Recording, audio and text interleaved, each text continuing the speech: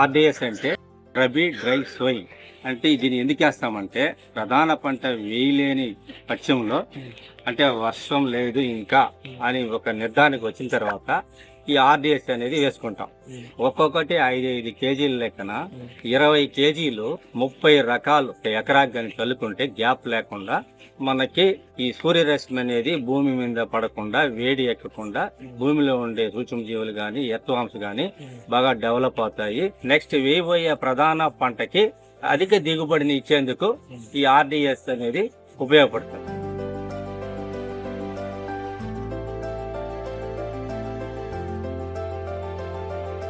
ఖరీఫ్ ముగిసిన తరువాత వర్షాధార భూములను ఖాళీగా వదిలేయడం ఆనవాయితీగా వస్తోంది. ఈ విధమైన చర్యల వల్ల సూర్యరశ్మి నేరుగా నేలపై పడి భూపొరల్లో ఉండే జీవ పదార్థాన్ని కోల్పోవలసి ఉంటుంది. తద్వారా తేమ శాతం తగ్గి మొక్కలకు అందే పోషకాలలో కొరత ఏర్పడుతుంది. వీటితో పాటు రైతు అదనపు రాబడిని కోల్పోవలసి ఉంటుంది. ఇలాంటి పరిస్థితులను గుర్తించిన రైతు సాధికార సంస్థ ఏటా భూమిని కప్పి ఉంచేలా తొలకరి ముందు పిఎండిఎస్, ఖరీఫ్ తర్వాత ఆర్డిఎస్ సాగుకు ప్రాధాన్యత ఇచ్చి దీనిని రైతులంతా అనుసరించేలా తన వంతు కృషి చేస్తోంది.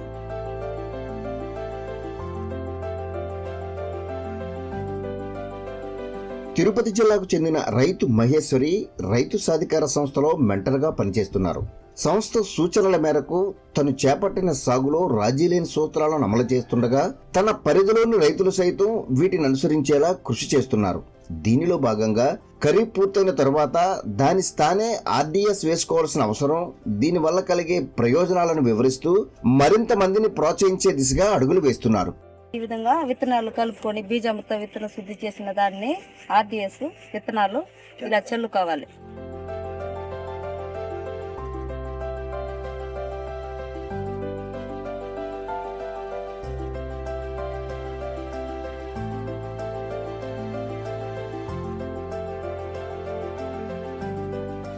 అందరికీ నమస్కారము. నా పేరు మహేశ్వరి.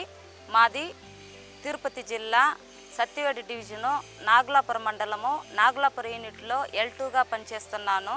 మేము నా పిచ్చాటూరు మండలము అప్పంబట్టు వివోలో అంజలి ఫీల్డ్కి సీసీ చేద్దామని వెళ్ళినాము.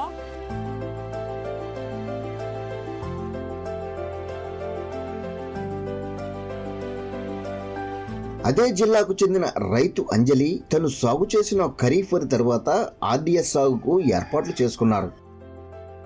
అందరికీ నమస్కారం. నా పేరు అంజలి. నేను ఫార్మర్ సైంటిస్ట్. లాస్ట్ 2 ఇయర్స్గా నేను ప్యాడీ వేసుకుంటున్నాను. ఈ ప్యాడీలో ప్రధానంగా చూసారంటే ఒక ఇయర్కి 2 క్రాప్ మెయిన్ క్రాప్గా ప్యాడీ వేస్తున్నాను. ఒక ప్యాడీ హార్వెస్టింగ్ అయిన తర్వాత ఒక పిఎండిఎస్ఎస్, మళ్ళీ ఒక ప్యాడీ రిలోసోయింగ్ చేసి మళ్ళీ హార్వెస్టింగ్ తర్వాత ఒక ఆర్డిఎస్ వేసుకుంటున్నాను. ఇలా నేను క్రాప్ రొటేషన్ చేసుకుంటున్నాను. నేను ఇలా పిఎండిఎస్ ఆర్డిఎస్ ఈ మిడిల్లో వేసుకోవడం వల్ల భూమి అనేది బాగా గుల్లబారింది, వాటర్ హోల్డింగ్ కెపాసిటీ బాగా ఇంప్రూవ్ అయింది, సాయిల్ కలర్ చేంజ్ అయింది, చెట్లకు కావాలని అన్ని న్యూట్రిషన్ అన్నీ కూడా క్రాప్కి అందించింది. నేను వేసుకోవడం చూసి క్యాడర్స్లు కానీ రైతులు కానీ వచ్చి చూసి నాలాగా వాళ్ళు కూడా వేసుకుంటున్నారు.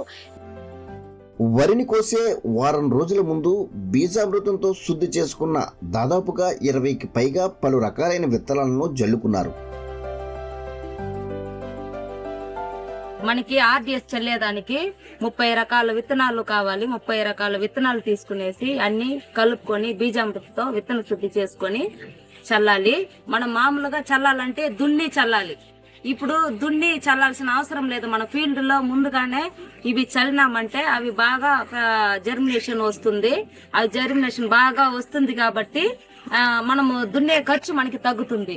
ఆర్డిఎస్ కానీ పిఎండిఎస్ కానీ మీ పొలంలో బీడు లేకుండా ప్రధాన పంట అయిన వెంటనే మీరు ఆర్డిఎస్ అన్నా పిఎండిఎస్ అన్నా చల్లుకొని 365 రోజులు కప్పి ఉంచితేనే మనకు ప్రధాన పంట బాగా వస్తుంది. పంట మార్పిడి చేసుకుంటూ ఉంటే మనకి ఆదాయం బాగా వస్తుంది, దిగుబడి బాగా వస్తుంది, మనకి పంటకి ఖర్చు కూడా తగ్గుతుంది.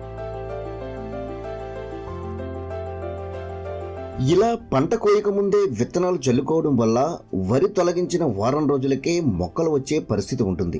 వీటి నుంచి పశుగ్రాసం, కూరగాయలు, ఆకుకూరలతో పాటు పలు రకాలైన ఉత్పత్తులు దిగుబడి వస్తాయి. ఈ విధంగా అదనపు రాబడి సమకూరడమే కాకుండా పలు రకాలైన ప్రయోజనాలు వనగూరుతున్నాయి. ఏడాది పాటు నేలను కప్పి ఉంచేలా పలు పంటలు సాగు చేయడం వల్ల భూమి లోపల జీవ పదార్థం అంతకంతకు పెరుగుతూ వస్తుంది. అదేవిధంగా నేలలో తేమ శాతం నిలుపుకునే సామర్థ్యాన్ని పెంచుకుంటుంది.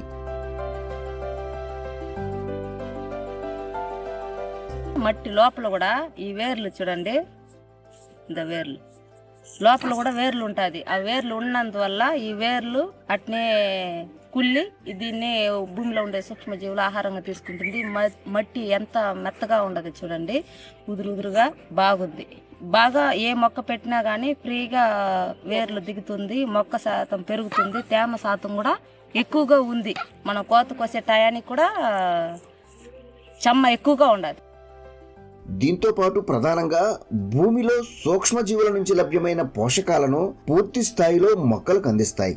వీటితో పాటు రాబడి పరంగా మరికొంత ప్రయోజనం కలుగుతుంది. ఇప్పటికే ఇలాంటి పద్ధతులు అనుసరిస్తున్న భూముల్లో పలు రకాలైన ప్రయోజనాలు కలుగుతున్నాయి. పంట ఏపుగా పెరగడంతో పాటు బలిష్టంగా మారి వేర్లు మరింత లోచుకు చొచ్చుకుపోతున్నాయి. భూమి గుల్లబారి మెత్తగా మారుతోంది. దీనివల్ల మొక్కలకు పోషకాల లభ్యత పెరిగి మరింత దిగుబడి సాధించేందుకు వీలవుతోంది.